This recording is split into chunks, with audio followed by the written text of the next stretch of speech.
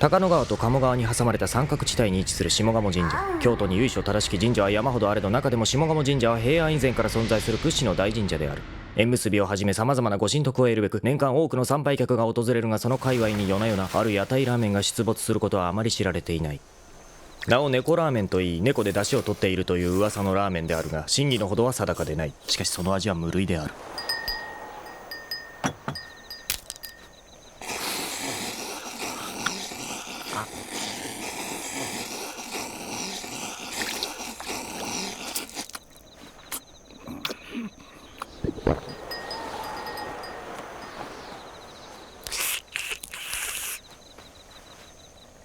君、下鴨湧水槽の人だろう。いかにも私は下鴨湧水槽の住人である。そうですが、私も住んでいる。下鴨湧水槽とは叡山出町柳浦にある下宿で、聞いたところによると幕末の混乱期に消失して再建以後そのままであるという。窓から明かりが漏れていなければ廃墟同然。入学したばかりの頃、大学生協の紹介でここを訪れた時、空論城に迷い込んだのかもと思ったのも無理からぬ話だ。そうだ、この奇妙な怪人を幾度か見かけていたことを思い出した。私は下鴨神社の神だ。正確に言うと鴨竹角見の神だ。鴨竹角見の鴨だ。二度も言わすな。いや、1回目と違って知らんのか。私は君のことなら何でも知っている。ご両親の名前やしょっちゅうゲロ吐いていつも酸っぱい匂いのする赤ん坊だったこと、小学校時代のあだ名、中学校時代の学園祭、高校時代の淡い初恋、初めてのアダルトビデオ、浪人時代、大学に入ってからの怠惰で無為な日々。嘘だ。夢見たサークルで恋に破れ、人と打ち解けられず、やがて人の恋路を邪魔するようになった。何故そんないじける一方の2年間を過ごしてしまったのか。それは小津が。貴君が小津の薄汚れた魂に影響されたことは認めよう。しかしそれだけではないだろう。私の脳裏を腰方2年のむにゃむにゃが走馬灯のように流れた。よりによって神聖なる下鴨神社の森でトゲだらけの思い出に繊細なハートをわしづかみにされかけ、私はと叫びたくなったが紳士らしく耐えた。大きなお世話だ。あんたには何も関係がない。もうじき神無月だ。また出雲へと行かなくてはならない。それが我々の仕事だが、手間もかかるし電車代もバカにならぬ。このご時世、それぞれ持ち寄った案件をそのまま診察済みの木箱へと放り込んでいくばかりだ。それでも根が真面目な私はついつい深入りし、一人一人にふさわしい出会いについてじっくり考え、頭をかきむしる。まるで結婚相談所だ。嘆かわしい。そう思わないか君。話が全然見えません。秋になれば我々は出雲に集まって男女の縁を決める。ここに君の知っている明石さんの名前がある。そしてこちらに君と小津の名前。わかるかい？どういうことですか？思いのほかアホだな。私は縁結びの神として君の知っている女性明石さんとの縁を誰かと結ぼうとしている。要するに貴君か小津君かのどちらかだ。希望があれば私の部屋へ来なさい。下鴨湧水槽の210号室だ。この怪人は明石さんを私か小津のどちらかと結びつけるという。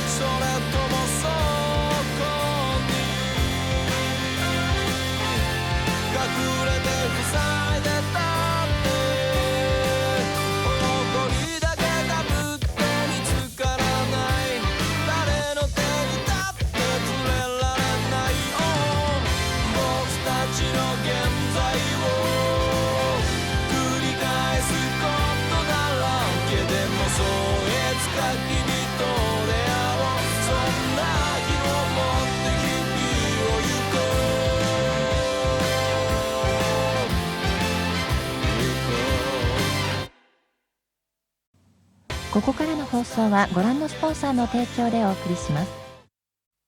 高校の頃は特にクラブ活動もせず同じような非活動的な男たちとくすぶっているばかりだった。しかし私はピカピカの大学1回生、幻の至宝と言われるバラ色のキャンパスライフへの扉が今ここに無数に開かれているのを目の当たりにし、興奮半ば朦朧としていた。そして私が選び取ったのは黒髪の乙女たちと爽やかに汗を流しながら恋のラリーを打ち合うのだ。そう考えていた私は手の施しようのないアホだった。1回生の夏、まだそれなりにバラ色であった私の脳みそを現実という鋭い刃が一閃した。友達100人できるのも悪くないと高をくくっていたが、人と爽やかに交流することがいかに難しいかを思い知らされた。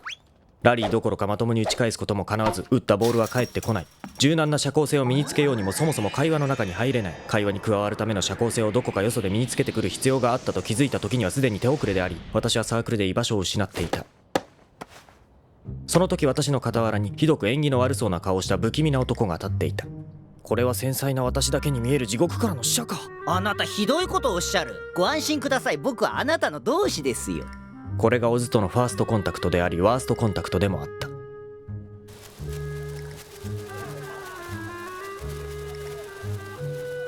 それにしてもこれは見事に明暗を分けましたね。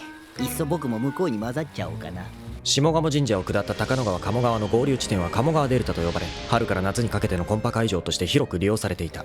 小津は私と同学年である。夜道で会えば10人中8人は妖怪と間違え、2人は妖怪と納得する。他人の不幸をおかずにして飯が食える、およそ褒めるべきところが一つもない男だ。もし彼と出会わなければきっと私の魂はもっと清らかだったであろう。おい、裏切るのか。冗談ですよ。つくな。だって夜風が冷たいんだもの。この寂しがり屋さんが。キャー。くそ、なぜ私の隣が黒髪の乙女じゃなくお前なんだ。おや、明石さんも来てますね。ほらあそこ。貸せ。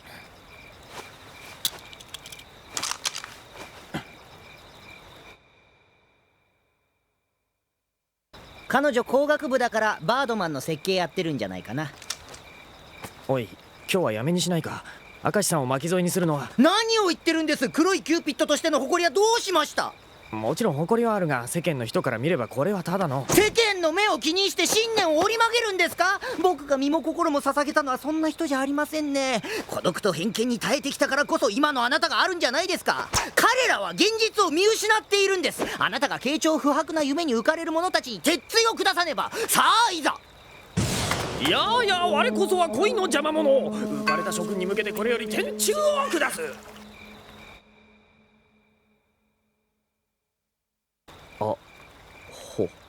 そうとも我はアホなり。君たちくれぐれも目には注意するように。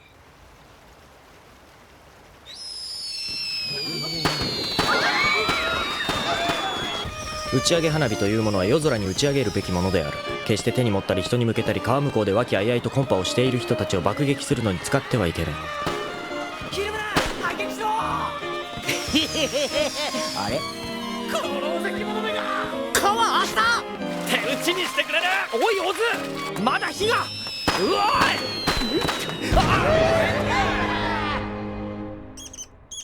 オズと知り合ってからの私は安いコンピラ軍も各夜とサークル内に張り巡らされた赤い糸を切って切りまくった。こうした工作活動にかけてオズは天才的であり、およそハレンチな噂ならば知らぬことはないという独自の情報網を駆使して、私が油をまくそばから火をつけて回り、あることないこと吹聴して常にサークル内のどこかで修羅場の炎が燃え盛るという彼好みの環境を作り上げた。まさに悪の権化にふさわしいホモサピエンスの面汚しである。サークルを追われた後も私たちの活動は緩むことなく、さらにグローバルに展開され、死神のいでたちをした黒いキューピッドとしてその悪名を轟かせた。東に恋する乙女がいればあんな変態やめろと言い、西に片思いに悩む男がいれば無駄なことはやめておけと助言する。南で恋の火花が散りかけていればすぐさま水をかけてやり、北では常に恋愛無用論を説いた。時に被害者に危うく琵琶湖疎水に沈められそうになり、下宿を包囲され北白川の漫画喫茶で息を殺し、直裁に物を言い過ぎてこの江通りの路上で泣かれたりした。しかし私は負けなかった。負けることができなかった。しかし負けていた方が私もみんなも幸せになれたに違いない。オズは幸せにならなくてもよい。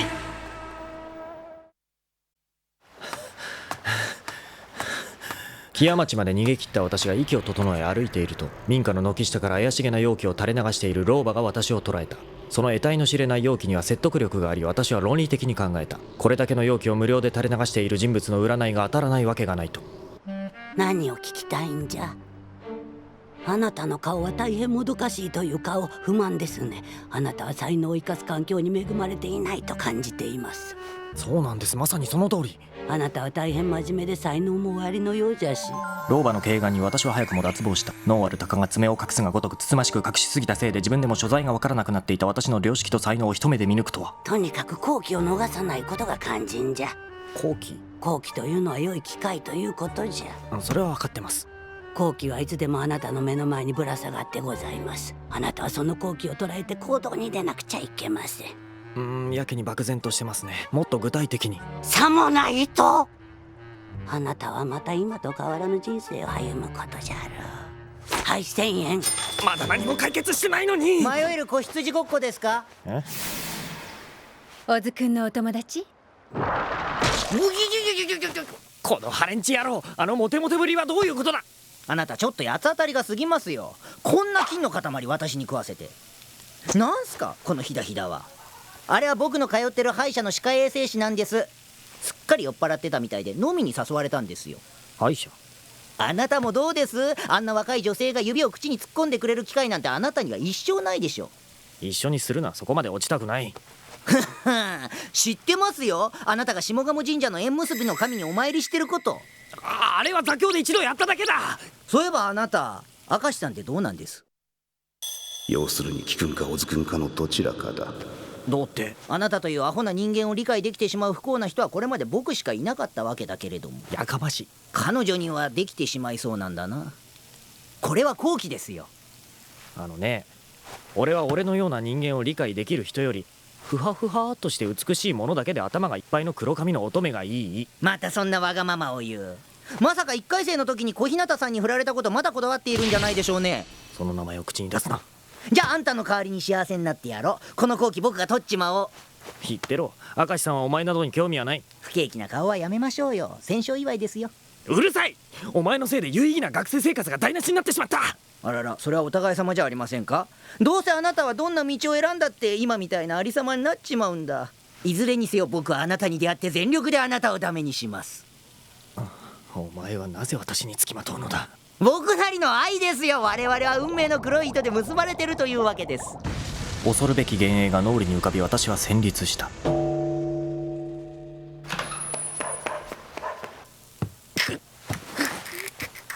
先輩、もっと食べたければ急いでください。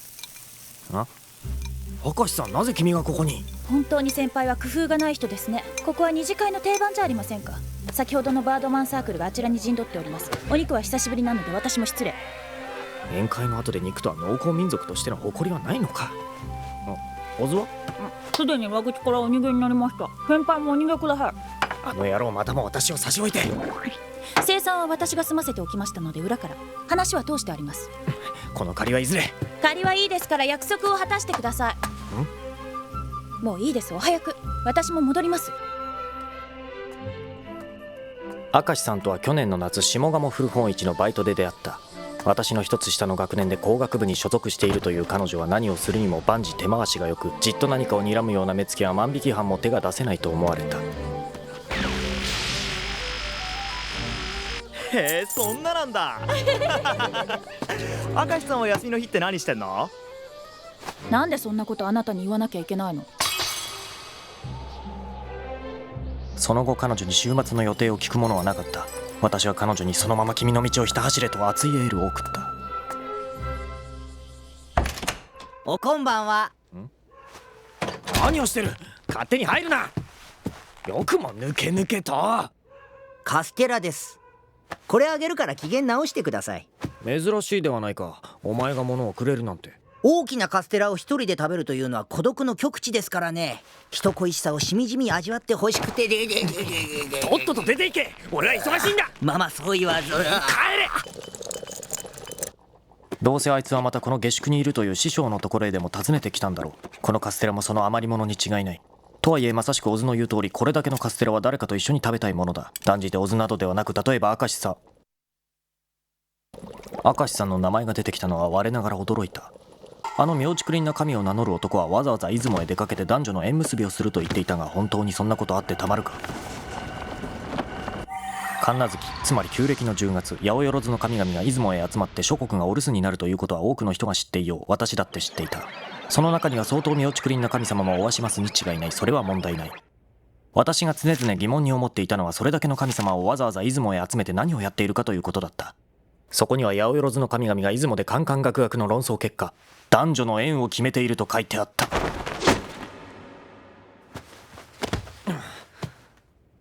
真偽を確かめるには今から2階に上がって神様に面会すればよい。しかしそれで昨日の神がやーい、引っかかったなどと言ってきたら目も当てられない。己を罵倒しながら残りの半生を送る羽目になるだろう。よしんばあの男が本物の神様だったとして、さして熱烈な恋に身を焦がしているわけでもあるまいに、刹那的な寂しさから赤の他人を求めるなど私の心情に反する。そうやって孤独に絶えずガツガツと他人を求める不埒な学生たちを軽蔑すればこそ、恋の邪魔者という限りなくおめえに近い名を馳せてきたのではなかったか。不毛な苦闘に受け身を操し、ついには限りなく敗北に近い勝利を収めたのではなかったか。恋の邪魔者たる私が今更生き方を変えることなど許されるのか。それこそ雲の糸にしがみついたところをプツンと切られてお釈迦様にエンターテインメントを提供するのがオチではないか。じゃああんたの代わりに僕が幸せになってやろう。あの明石さんがオズのような変態変色妖怪に騙されるわけがないと思う一方、彼女にはあの妖怪のような男でも面白がれるだけの懐の深さがあると思われた。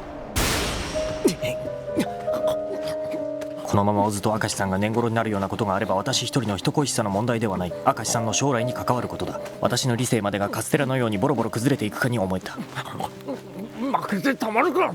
人恋しさに負けてたまるか。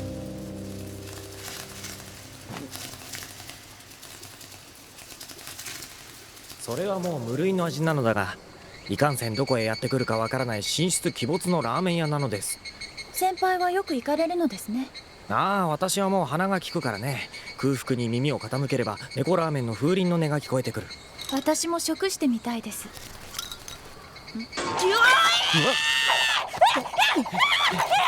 離せ、離すんだ博士。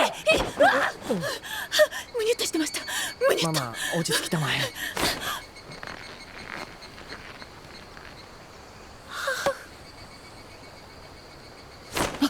すみません、蛾は苦手なんです。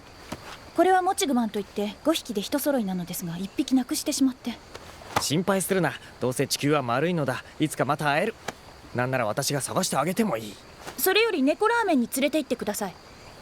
そんなことなら約束ですよ。約束ってそうか。私は綿密に物事を分析して分析し尽くした挙句、おもむろに万全の対策を取る。むしろ万全の対策が手遅れになることも躊躇せずに分析する男である。明石さんの人生、私の人生を幾通りものパターンで分析し、誰が幸せになるべきで誰がならないべきか、これはすぐに結論が出た。しかし散々人の恋路を邪魔してきた私が今更生き方を変えられるかというのが最大の難問であった。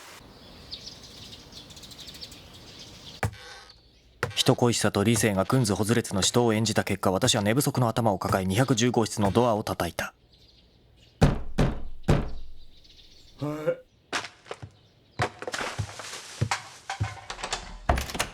オズはいけません。私と明石さんにしてください。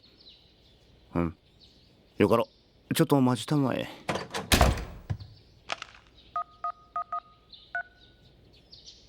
そうか、分かった、了解了解。今夜8時前に鴨大橋の東詰めで待ち合わせだ。止まらないでください。止まらないでください。橋の上で止まっては危険です。今日は五山か。これから君はこの鴨大橋を渡る。すると向こうから明石さんが歩いてくる。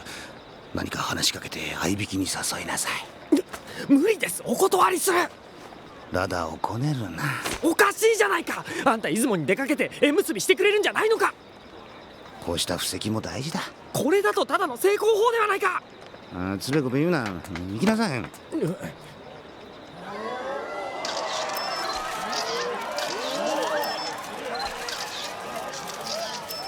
これまでのことは水に流す。今こそバラ色のキャンパスライフへと邁進するのだ。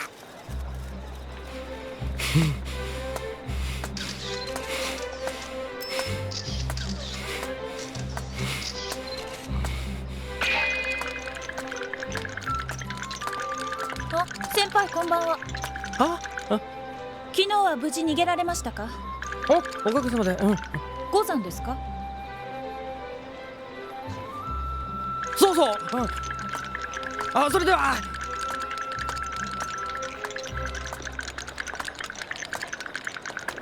いや、よくやった。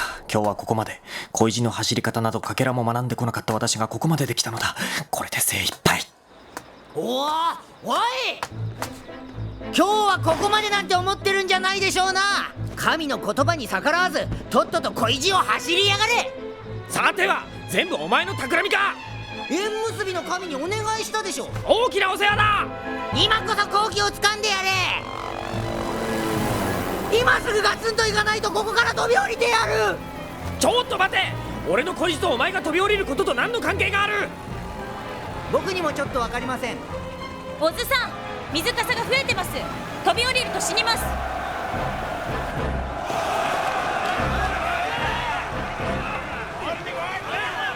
この裏切り者がもう逃げられんぞオズ。花火の仕返しか。しかしこれは。オズ先輩、また何をやらかしたのですか。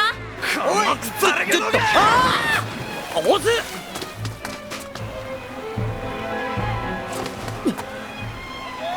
こいつも仲間か。いや、私はオズと関係ない。やめろ。あの運命の時計台前でテニスサークルキューピッドを選んだことへの後悔の念は振り払えない。あの時他のサークルを選んでいれば私はもっと別の2年間を送っていただろう。幻の手法と言われるバラ色のキャンパスライフを手に握っていたかもしれない。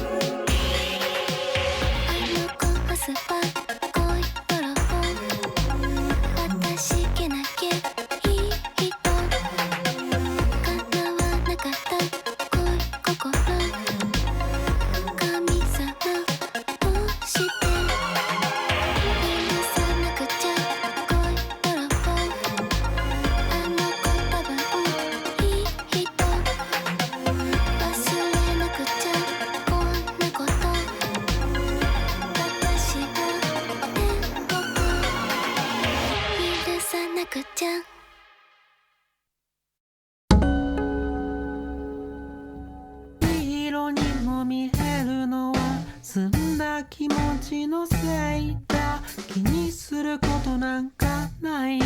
このまま行こう。